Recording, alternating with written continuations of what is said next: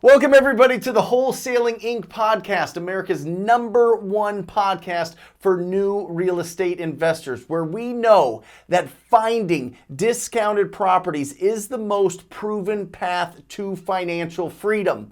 I am your host, Brent Daniels, Mr. TTP, Mr. Talk to People, and I am telling you, if I can do this, so can you. So let's get started. We are here in the TTP podcast studio, and I am absolutely thrilled because I have somebody in here that I'm going to interview that has done $124,000 in deals in his first year in the competitive market of Los Angeles. More specifically, right out of Inglewood. It is my pleasure to introduce to the Wholesaling Inc. podcast, Mr. Kobe Obi Yesya. Yes, right. Nice to meet you. Yeah. Nice to meet you. Finally. Yes. It's good to be here. Thank you for having me on. You know, it's a pleasure. Well, we've been talking, we've been texting, we've been, involved. I've been seeing the progress that you've been going through, and I think it's just exciting. But rewind the tape a little bit for everybody and tell people who you are and where you're from and kind of your real estate journey so far. Okay. So I'm from Los Angeles, as you mentioned, from LA. A little bit about myself is my father, he was a real estate broker and investor. So I kind of grew up with real estate in the household. Awesome. And, that was my beginning. That was my start. Every now and then, my siblings and I, we would work in the office and, we would pick up phone calls and that was around high school. So I had a little experience with talking to sellers. You knew the language. I knew the language a little bit. Okay. But I wasn't good at it and I didn't have the interest that, he wanted me to have in it. Got it. So I went to college. My mother helped me pick my major. Did corporate finance and accounting, and I wasn't interested in it. I had no desire to do anything business oriented. Right. While I was in college, I was studying on my own. I would go to the library, study philosophy and history and metaphysics, those kind of subjects. So I'll come back home and my mom and dad, they would see kind of like the change, but I wasn't talking about business and corporate finance, and they'd be like, well, I'm Nigerian, so the accent, what are you studying? Yeah. I sent you to college to do corporate finance. You are talking this, that. Yeah. So, I finished, long story short, 4.5 years, gave my dad a degree. I said, here you go. I did that. And then I didn't do anything in business. Nothing. I knew that I didn't want to work for anybody. Okay. That was my main thing. I didn't want to work for anybody. When did you discover that? In college. You did? In college. What was it? Do you remember? I just felt this, the first job I ever had and the only job I ever had was in college while I was taking these corporate finance, and it was wet seal. Oh, got it. Yeah. Yeah, retail. Retail. Yeah. And I was a stock boy. And I was in the back all the time, just in a little room. And I was like, this is not my life. This is not my life. I know when I graduate, I'm not going to do a 9 to 5. The manager, she was a sweetheart, but I could not see myself having a manager. I had to have my own business. So while it was in college, I was also, doing spoken word poetry, and I would perform as an artist. So I knew that when I graduated, I wanted to kind of go on that journey as an artist. Sure. So that's what I did. My brother and I, we kind of did the same thing. We did music. And around 2010, when I graduated, I came back down to LA, pursued music. And I built a kind of pretty good underground following of music. Pretty good underground What following. kind of music? Hip hop, reggae, soul, jazz. It was a culmination, a fusion. Of Wow. genres. Yeah. And that was my passion, writing poetry. Sure. And doing spoken word.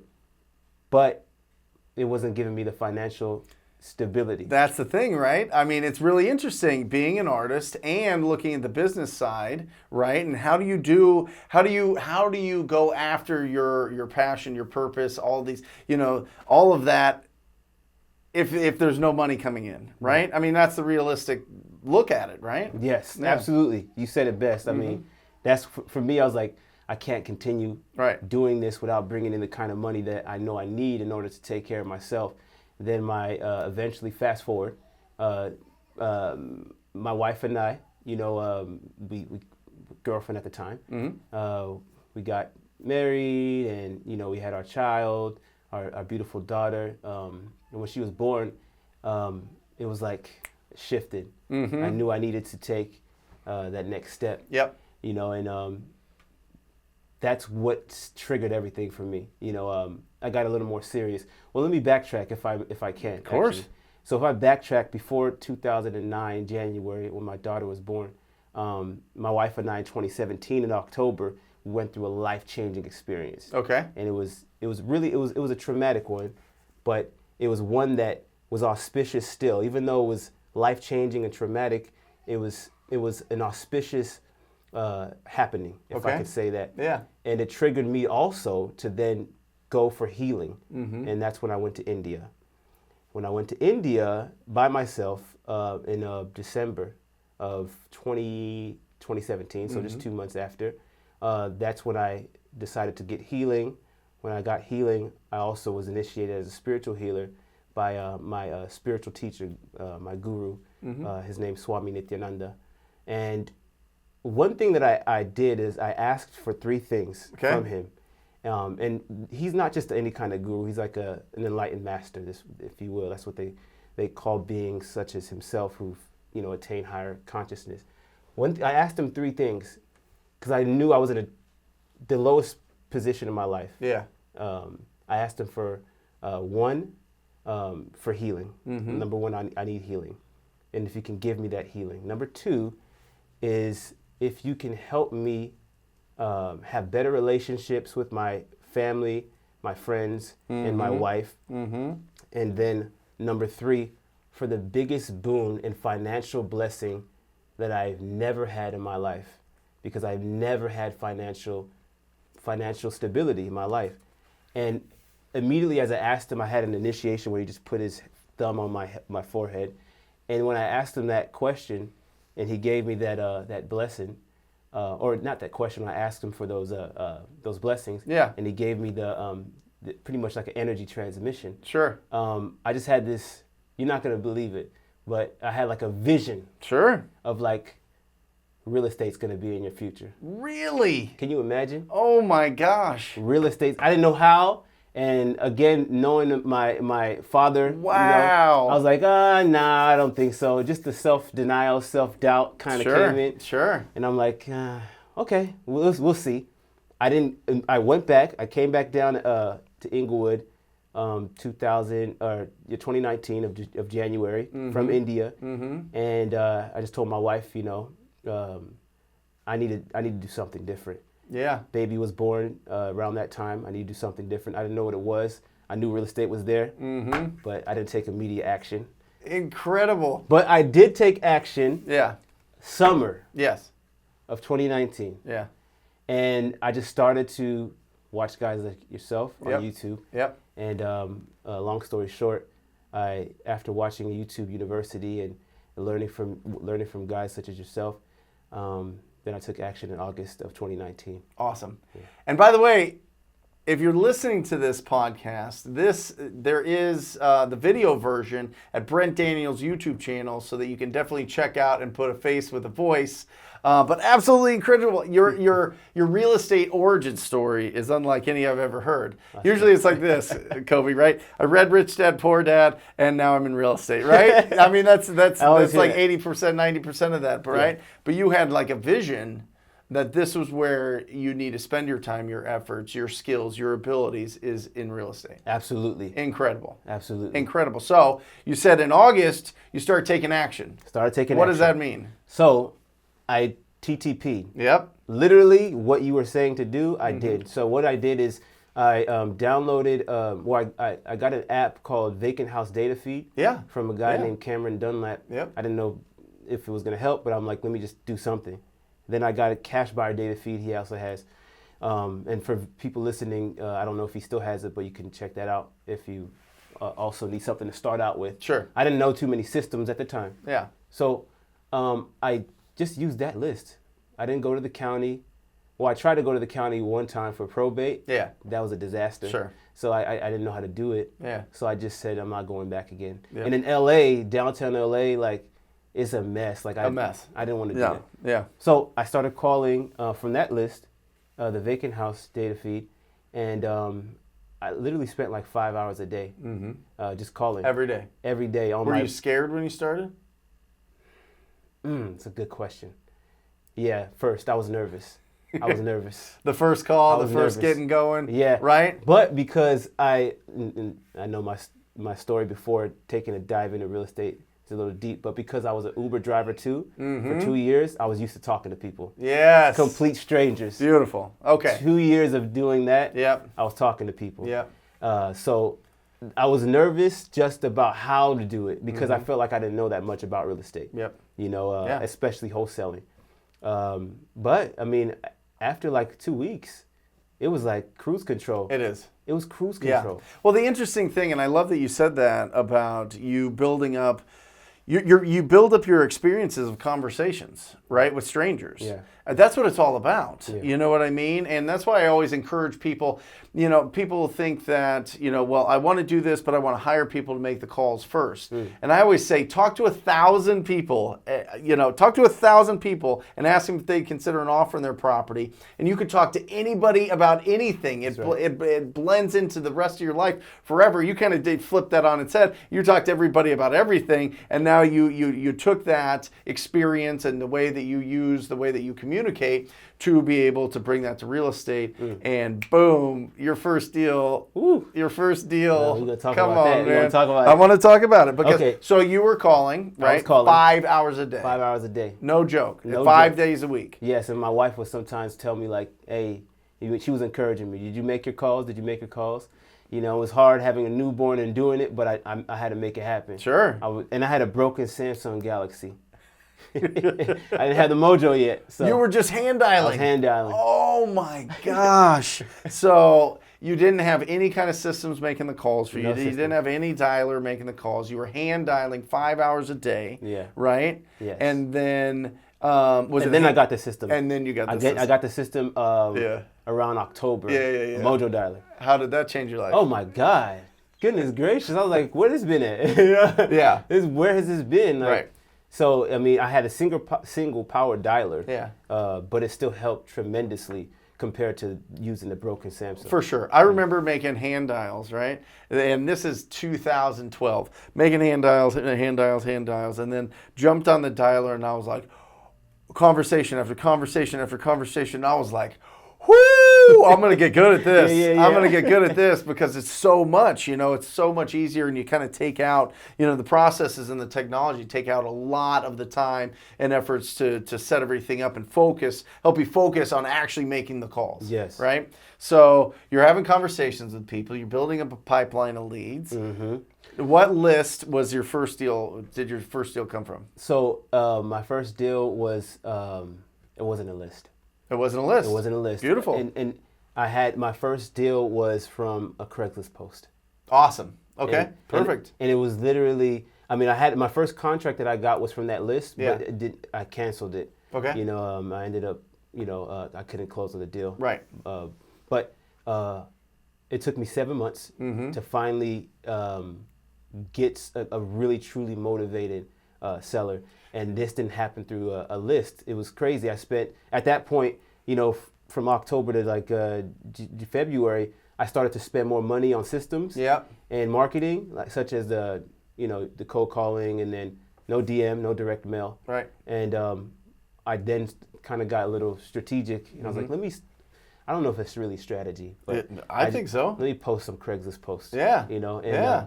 This came, Brent, from a bird dog post. I love it. I was posting to get a bird dog to help me with finding properties. So what does this post say?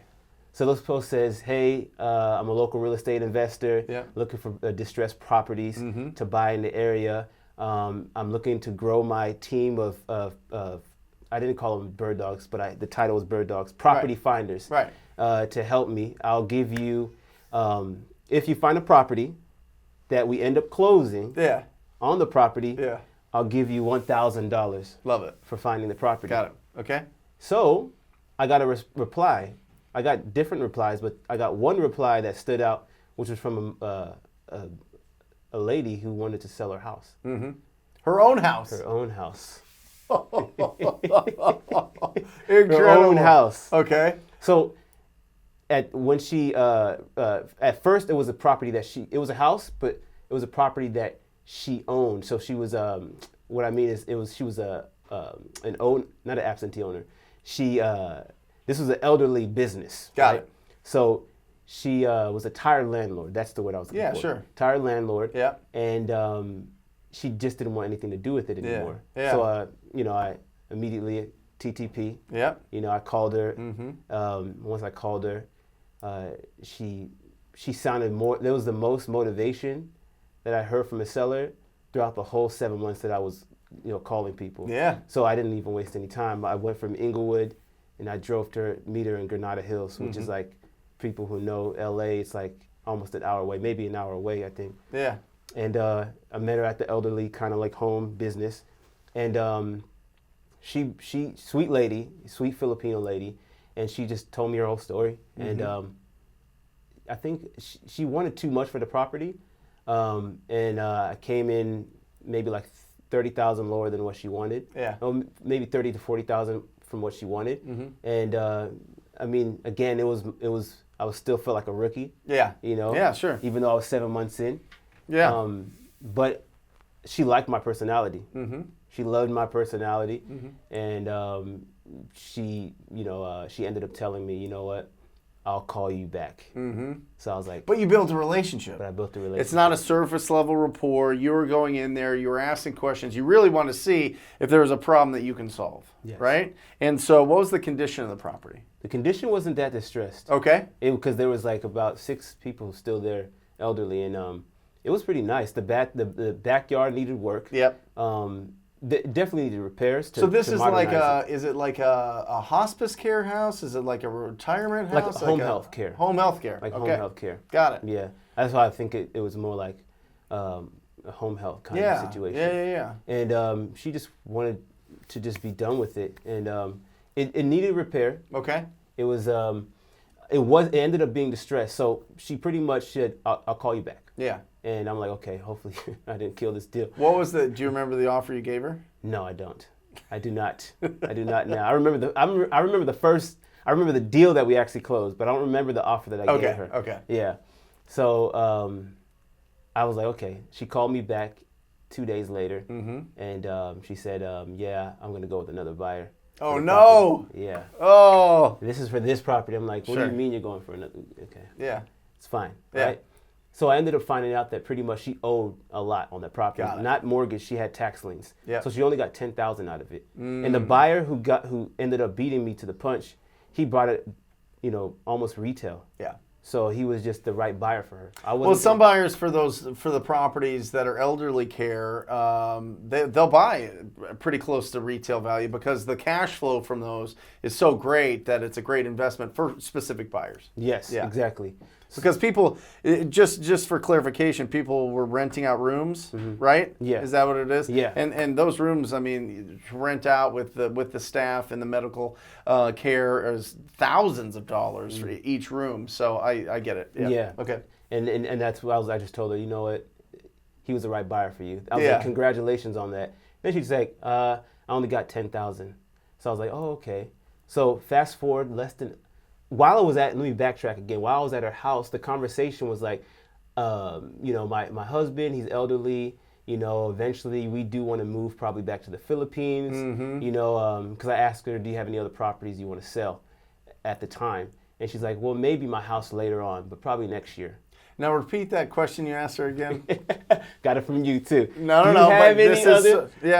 Do you have any other properties that you may be hoping to sell in the future? That's it. So if somebody is shutting the door, or closing the door, is taking an offer on a property that's from a different buyer, or they're saying no, they don't want to sell this property, make sure you ask the follow-up question. Do you have any other properties you would consider an offer on? Maybe something that needs some love, maybe something that needs a renovation. That's right. That was a golden question because it opened the door for her to talk about her house that she was currently living in at the time. Yeah. And she was like, yeah, my husband's getting old. We probably want to relocate back to the Philippines. So I said, let me know in the future. Yeah. Whenever you do decide to move. And I hope I'm the first buyer you contact. Mm-hmm. So I was thinking she was going to call me after, maybe 7 months, 8 months from now about it. She called me in 2 weeks. Woo! Here we go. Here we go. 2 weeks. Yeah.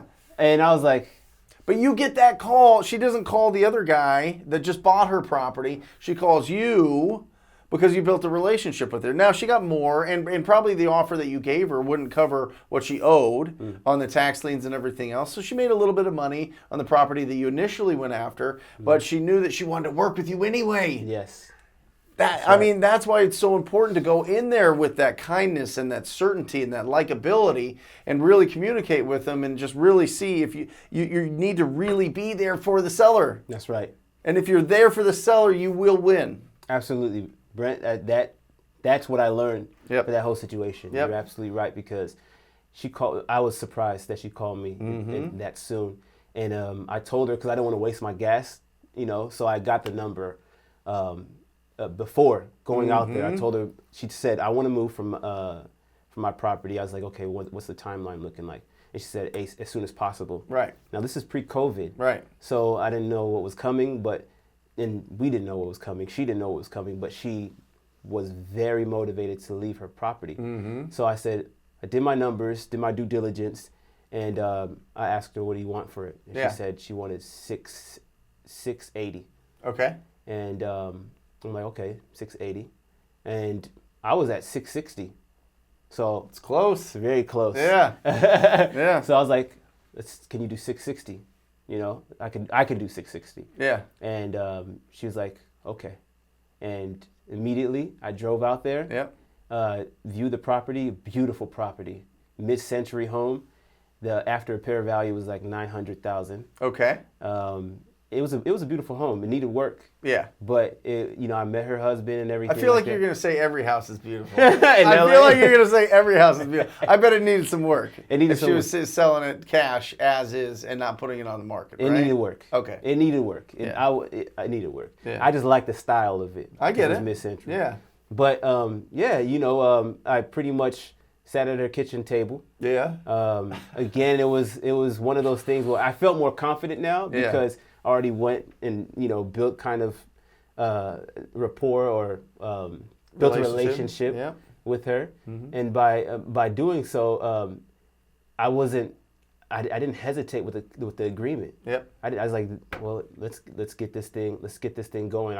We can close in less than 30 days, and hopefully we can make this transaction smooth. And her husband was like, "You're gonna sign your life away," and he was joking, but she was ready. Yeah. So got the contract. So happy, and immediately.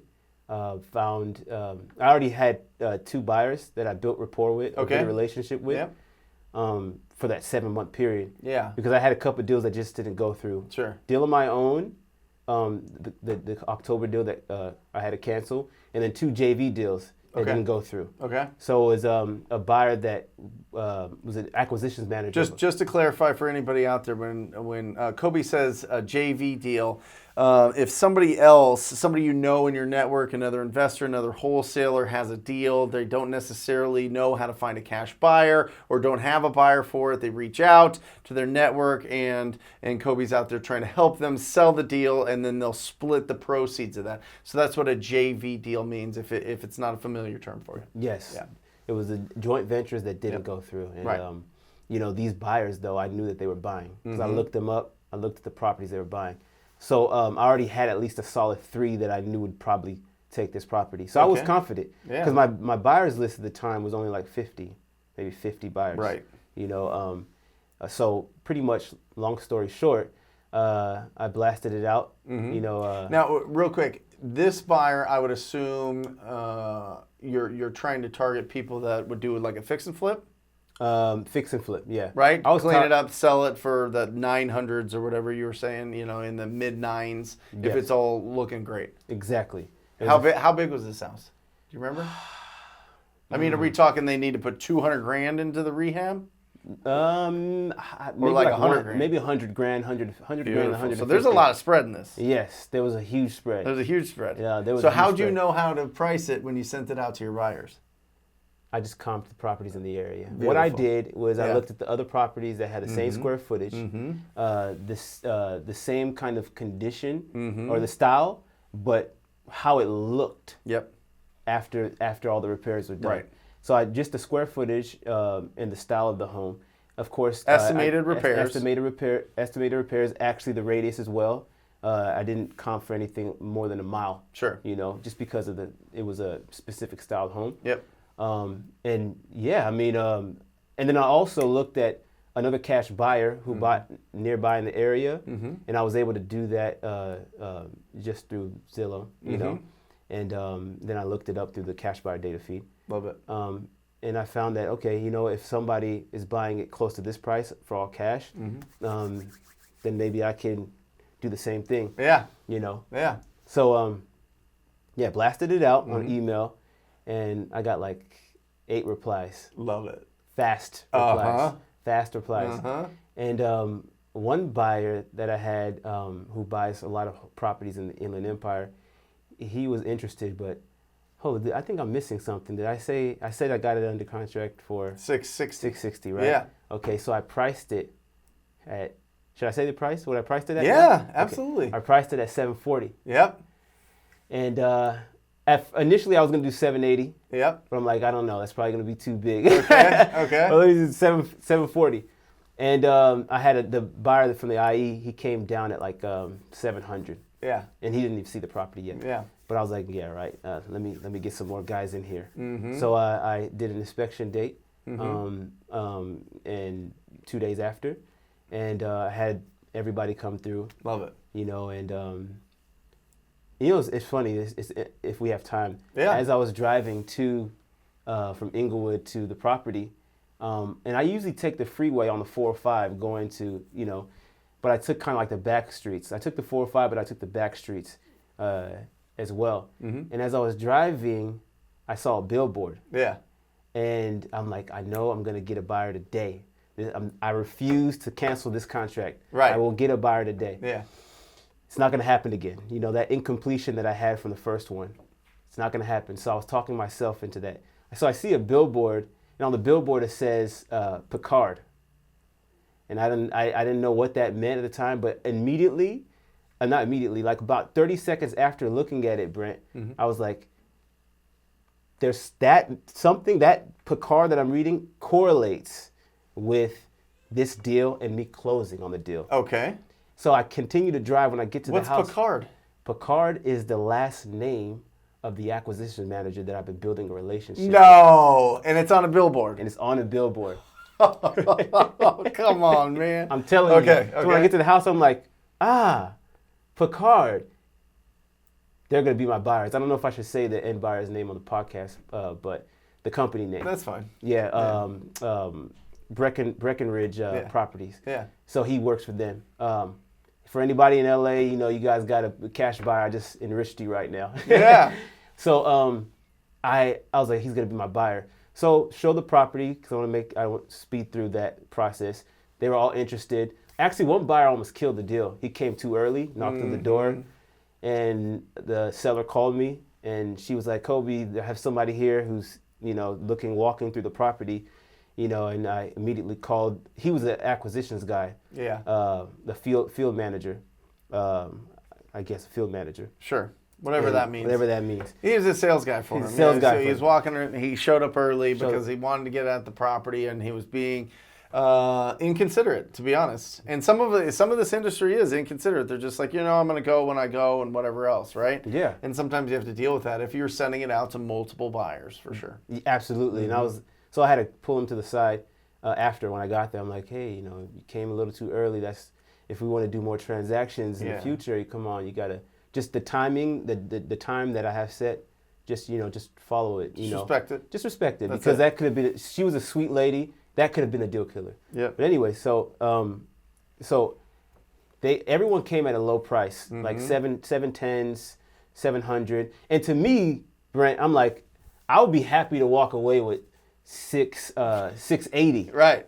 because the work that I put in for 7 months, Listen, when it's your first deal, like if you make $1, and obviously you've got a good deal here, but when because it goes from you're building so much of your efforts off of faith. And then when it becomes fact that you can actually make income from it, that's when that really sits in your brain and really sits in there and goes, okay, I can do this again and again and again and again. And so getting that first deal done is so critical. But yeah, I mean, you're now negotiating. Now you're like, okay, and this is a beautiful game to play, right? Yeah. Not even a game, but just a beautiful situation to be in where you're like, okay, I can make guaranteed $50,000.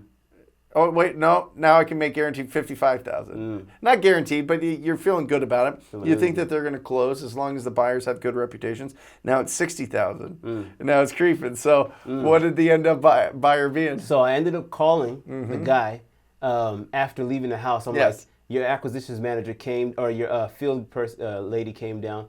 Are you guys, can you do the asking price? And he's like, hold 1 second. He waits like 10 seconds or so, and he's like, yeah. I'm like, you can do 740. Yeah. He's like, yeah. I'm like, let's do this. Let's move. Yeah. So immediately I sent out. I got too excited. I bet. I got so excited. I called my wife. I'm like, look, we got this thing. Well, I'm not going to. The everyone listening and watching, they know what the assignment fee is now, but pretty much. But say it. What'd you net on it? Let's ring this thing. 80,000. 80,000. Come on. Let's do this. I've been waiting for a while to do that. Yeah, I love it. It's just, I mean, what an incredible. Changed my life. Yeah, I mean, just what an incredible opportunity to help out that seller that wanted to sell fast, right? Work with these buyers. You had several buyers. It was obviously a hot deal, but you stuck it out. I mean, I know if it was my first deal, I would have sold it to the first person that said yes. I would have. I know myself. But you had the confidence to know that you could push this higher. There's something about you that is special in that sense, that you have that confidence knowing that I have something that I really want to push it a little bit further to see how much I can get out of that. So that I think that's going to serve you for years to come in whatever negotiations, whatever business that you're doing. So I think that's so powerful. You did. I mean, just so powerful. And then you've been part of TTP. I mean, you've been involved. You've been, helping out. You've been texting. We've been communicating. It's just been wonderful seeing this whole, journey that you've been on and being a part of. So thank you for letting me be a part of it. Of course. Thank you for letting me be a part of the TC family. Yeah. That projected me too. For anyone listening, I needed that accountability. Sure. So joining the program and being able to communicate with you, I can't thank you enough for constantly enriching everybody, enriching myself, holding me accountable, responding to text messages because you have so much you're doing, see what you're doing. I think that helped me also close the other two deals. Not even think, I know it helped me close the other two deals because it took me another 5 months. Sure. To close my second one. Yep. And it happened after joining TTP. Yeah. So. Well, listen, you do all the hard work. You know what I mean? You do all the hard work. You got to be the one on the calls. You got to be the one in front of the distressed property owners or the motivated sellers. So you've done a really excellent. I mean, $124,000 in your first year. You went in and you asked for healing, better relationships, and a financial blessing. That's right. And I mean, look at this. Right. Incredible. I mean, life changing. Incredible. My life. That's the most money I've ever made. Yeah. Ever in my life. Sure. So I'm just feeling. It's just really a start. It's just a start. Just a start. So to speak now to anybody starting out in this, they're working to get their first deal. What advice would you give them? I would say patience, persistence, perseverance. Love it. It took me 7 months to close my first deal. What if I would have quit at month 6? Quitting was never an option to me. So for anyone listening, don't quit. Yeah. Even if it takes you a year and a half. Yep. Just have that cognition, the mentality that I am going to continue no matter what. If you have that, you cannot fail. You will be successful. That's right. Do whatever you got to do, even if it's a Craigslist post. Yes, that's it. You don't know where your deal's going to come from. That's it. You just don't know. As long as you were out there having quality conversations, that's right. You win. That's right. You win. How do people get a hold of you? You can email me at Meru, MERU, estates, ESTATES at gmail.com. Meru Estates. Love it. At gmail.com. Love it. Yeah. Kobe, thanks for being on here. Thank you. Such an inspiration, such a story. I mean, absolutely incredible. Everybody out there listening and watching, if you are interested in joining the most proactive group in real estate investing with my man Kobe here, it is the TTP family. It is the TTP program. Go to wholesalinginc.com/TTP. That's wholesalinginc.com/TTP. Scroll down, check it out. If it feels good in your gut, sign up for a call. I look forward to working with you personally. And as I sign off, as I always do, I encourage you to go out there and share your gifts, share your skills, share your ability, and talk to people. Until next time, love you. See you.